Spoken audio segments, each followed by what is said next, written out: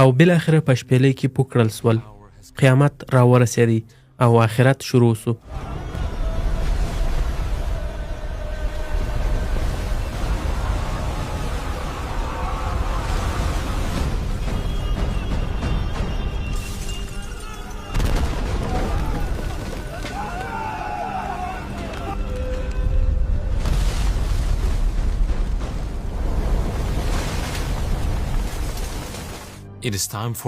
اوس د دې وخت دی چې ټول نړۍ او کائنات ومري. مځکه او اسمان نور د پخوا په شان نه دي او په وار سره یو یو شی له منځه ځي.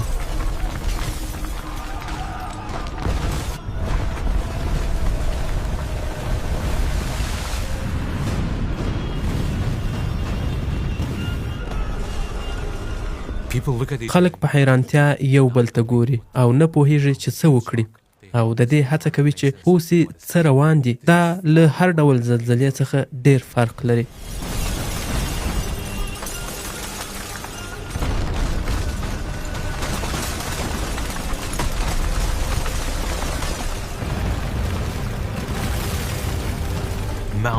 غرونه ښویېږي، سیندونه په قهر دي.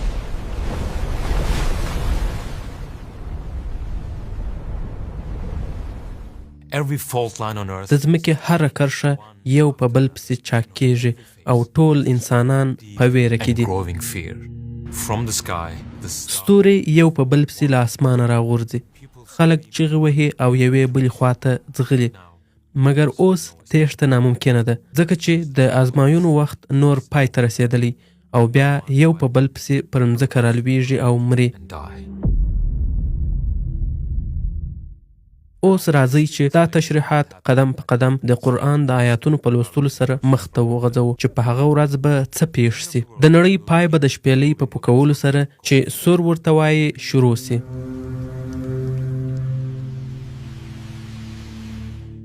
او کله چې اسرافیل علیه السلام دا پوکړي یو داسې وحشتناکه شیبې به شروع سي چې نه به مځکه نه ستوري او نه کهکشانونه پاتې سي.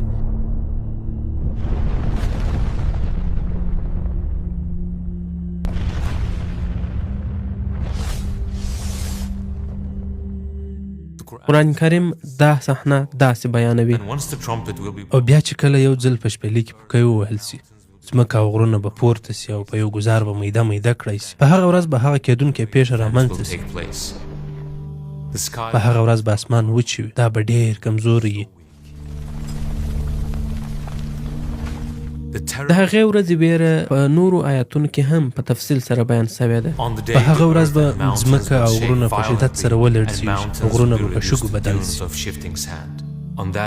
په دغه ورځ به موږ اسمان داسې وپیچو لکه لیکونه چې پیچل کیږي. په کوم ډول چې موږ لومړی د هستونې پیل کړي وو په هغه شان به موږ بیا هغه دوهم ځل تکرار. دا یو وعده ده پر موږ باندې او موږ هرومارو د دې کار کوونکي یو. که تاسې دا نه منئ نو له هغې ورځې به ځان څنګه وژغورئ چې ماشومان به بوډاګان کړي او د هغې سختۍ نه به اسمان چاودېدونکی وي. د الله وعده پوره کېدونکی.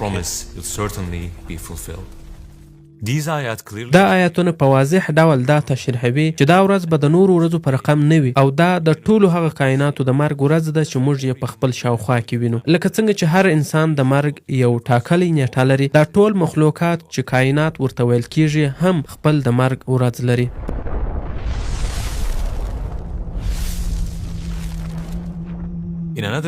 په بل آیات کې د آخرت ورځ داسې تشریح شوې ده. کله چې لمر ونغښتل سي او کله چې ستوري راولویږي او کله چې غرونه وښورول سي او کله چې د لسو میاشتو اوښي پر خپل حالت پرېښودل سي او کله چې د ځنګلو ځناور راغونډ او سره یو ځای کړل سي او کله چې سمندرونه راوخوټېږي نو نه اسمان او نه هم ځمکه پر خپل ځای پاتېږي.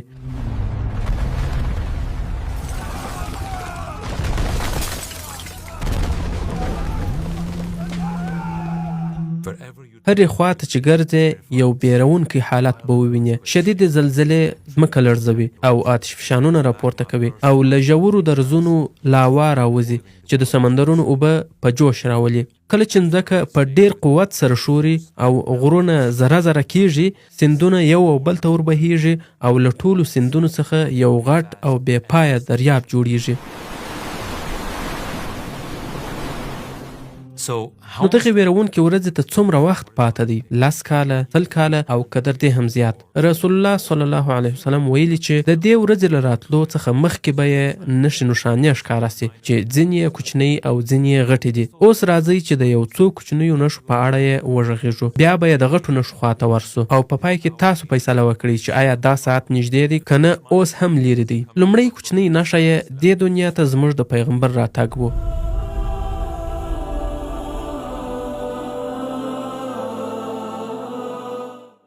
ځکه دی اخري نبي و چې د الله جل جلاله له لوري راولېږل سو. اکثره سرچینې دا بیخي له اولنیو نښو څخه بولي. په بله معنا د دې ښوونځي چې موږ ورته نړۍ وایو اخري استاد راغلی او لاړی. نو آیا کیدای سي چې فراغت یې لرې وي؟ بله نښه دا ده چې قرآن کریم به د خلکو په ژوند کې خپل اهمیت بایلي.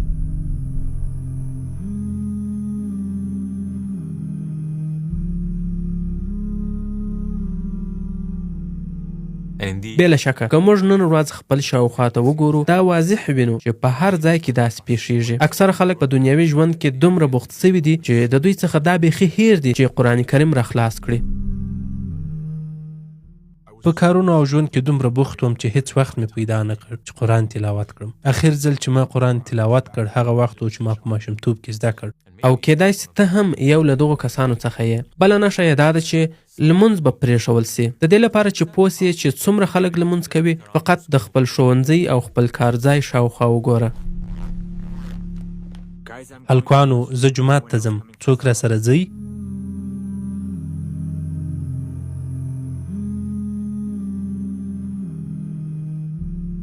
څرنګه چې د آخرت ورځ را نږدې کیږي نو د لمونځ کوونکو تعداد به ورو ورو کمیږي. بله نښه یې دا ده چې مسجدونه به ډیر ښایسته کیږي مګر عبادت به پکښې کم وي.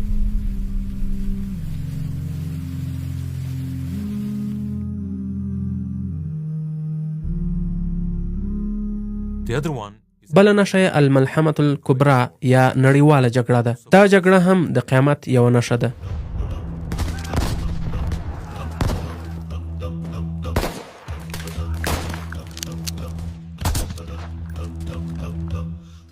عالمان د دې په اړه مختلف نظرونه لري چې دا کومې جګړې ته اشاره ده او که یا دا جګړه سوې ده. هغه غټې جګړې چې موږ یې په تیرو پیړیو کې شاهدان وو لکه اوله نړیواله جګړه او دوهم نړیواله جګړه هم د قیامت نښانې کیدای سي. اوس راځئ چې نورو کوچنیو نښانو ته سر ورښکاره کړو. په اخر وخت کې به د هغه خلکو تعداد چې پر الله جل جلاله او د اسلام پر بناو ایمان لري په کمېدو سي.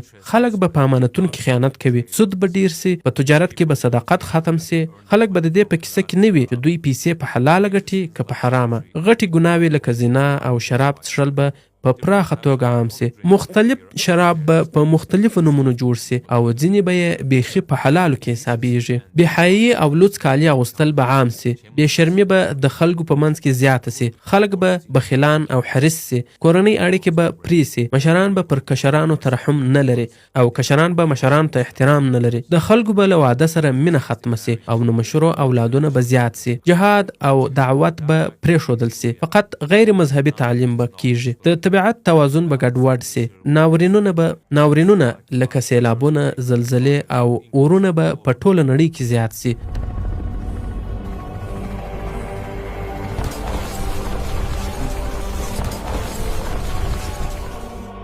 طبیعي سرچینې به ورکې سي. قتلونه به زیات سي.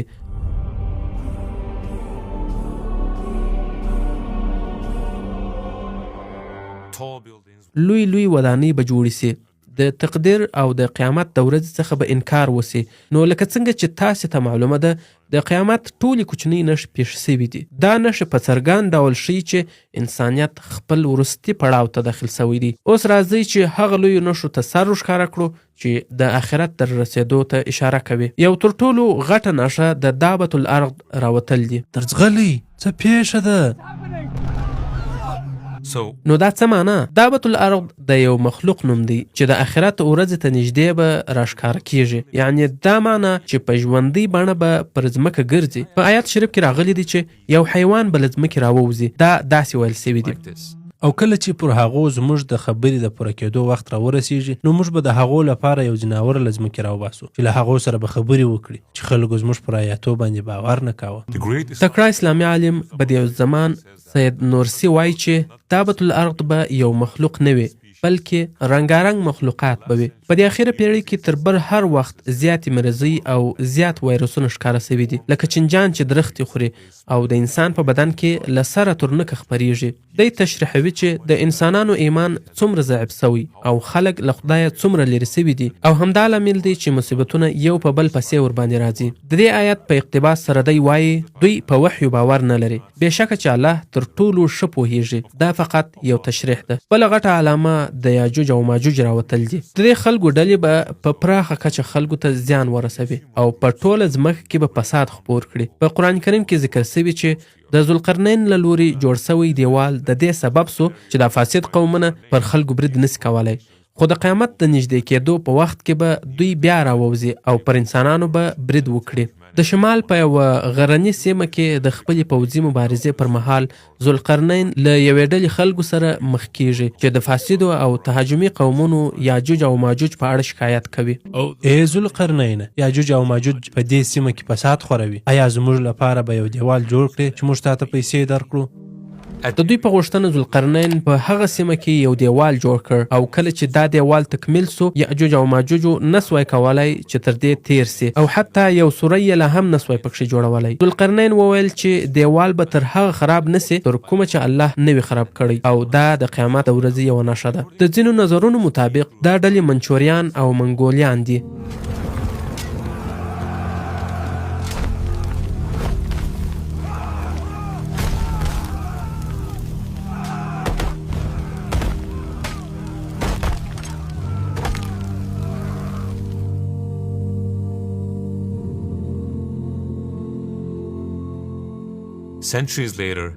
سلګونه کاله وروسته به د دوی اولادونه د قیامت په نږدې کېدو سره بیا پر انسانانو د خپلو پلرونو په څیر ظلمونه وکړي. بېشکه چې الله ښه پوهیږي. د قیامت بله علامه د دجال راتګ دی. د روایتونو له مخې د دجال راتګ د دنیا تر ټولو ویرونکې لحظه ذکر شوې ده. په حدیث کې د دجال تشریح داسې ده: هغه دروغجن، فریبکار او فاسد مشر دی چې به دی د نیکۍ او حقیقت د دروغ په بڼه وړاندې کوي. د یو حدیث مطابق 13 دانې دجاله به وي. د دوی څخه دوه د اخر زمانې دجالان یې ځانګړی ځای لري. یو یې لوی دجال دی او بل هغه دجال دی چې د مسلمانانو د منځ څخه به راپورته سي، یعنی سفیانی. د روایتونو له مخې سفیانی دجال به هڅه وکړي چې په دین کې فساد خپور کړي او د خلکو ابدي ژوند برباد کړي په داسې ډول چې کفر او حرام به په منافقانه بڼه خپروي او لوی دجال به بیا مسلمانان او کافران د هغه مفکورو د لارې چې خپروي کفر ته رهبري کړي. د قیامت بل علامه د مهدي اخر زمان راتګ دی. هغه څوک چې زموږ د رسول الله صلی الله علیه وسلم له نسله به وي. مهدي یو داسې سړی دی چې د الله له لورې لارښوونه ورته سوې ده او خلک و خپل خالق ته متوجه کوي. دی به خلک له ایمان بایللو او هغه خلک چې د خپل ایمان په اړه شک او تشویش لري وژغوري. دی به خلک له تیارو او د دجال او سفیانی له شره وساتي. د قیامت یوه تر ټولو لویه علامه یې له اسمان څخه د عیسی علیه السلام راښکته کېدل دي.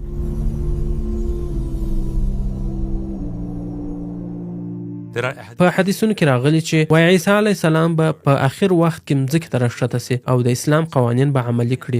د پیغمبرۍ په دوره کې یهودیانو دته دسیسه جوړه کړه چې دی پر صلیب وځړوي خو الله د هغه ساتنه وکړه او هغه یې اسمانونو ته پورته کړ او ویې ژغوري. د مهدي علیه السلام د راوتلو وروسته به عیسی علیه السلام له اسمان څخه خاص د یو حاکم په څیر راښکته سي او په آخر کې به دی له مهدي اخر زمان سره د دجال په له منځه وړلو کې یو ځای سي او دی به په خپله دجال ووژني. د قیامت بل علامه دخان دی.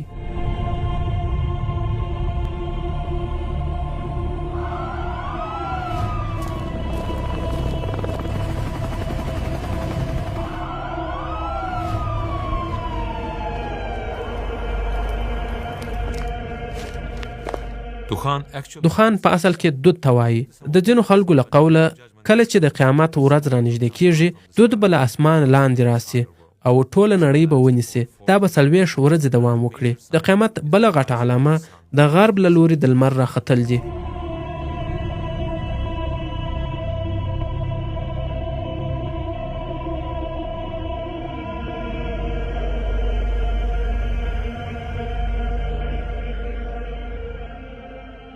When this happens, کله چې دا پیښه وسي هغه څوک چې دا ویني هغه به ښه سم پوه سي چې آخرت راورسېدی، خو هغه وخت به د توبې دروازه بندوي او نور به توبه دوی ته فایده نه کوي. دا به د قیامت تر ټولو ښکاره علامه وي. د دې ټولو علامو څخه موږ ته معلومیږي چې د قیامت ورځ اوس ډېره نږدې ده، مګر یو بل شی سته چې موږ یې اکثره هېروو. د یو شخص لپاره قیامت د هغه خپل مرګ دی، نو هغه څه چې باید موږ تمرکز پر وکړو هغه د خپل قیامت لپاره تیاری کول دي. ځکه څه به وسي که همدانن عبرت واخلو او همدانن ښه عمل وکړو، لکه څنګه چې زموږ خالق په آیات شریف کې وایي نو آیا دوی فقط د قیامت انتظار باسي چې هغه په ناڅاپي ډول وړاندې راسي؟ د هغه علامات یعنی نښې نښانې خو راغلي دي. کله چې هغه په خپله راسي نو د دوی لپاره به د نصیحت قبلولو لپاره څه فرصت پاتې سي؟ if this video found its way که دا انځوریزه تر تا در رسېدلې ده نو باوري اوسه چې دا یو تصادف نه دی. الله جل جلاله تا ته مخې ته راوستل او تا ته یې تر پایه د اورېدلو توان درکړ. پوهېږې ولې؟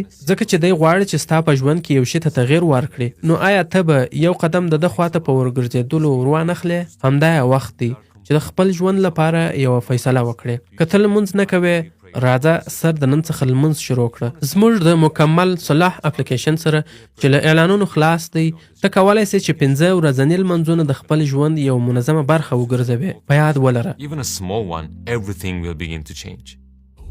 What's next? وروسته له دې به بیا را ژوندي کېدل وي. هغه ورځ نږدې ده چې خولې به وتړل سي، لاسونه به خبرې وکړي او پښې به شاهدي ورکړي، هیڅ به هم پټ پاتې نه سي.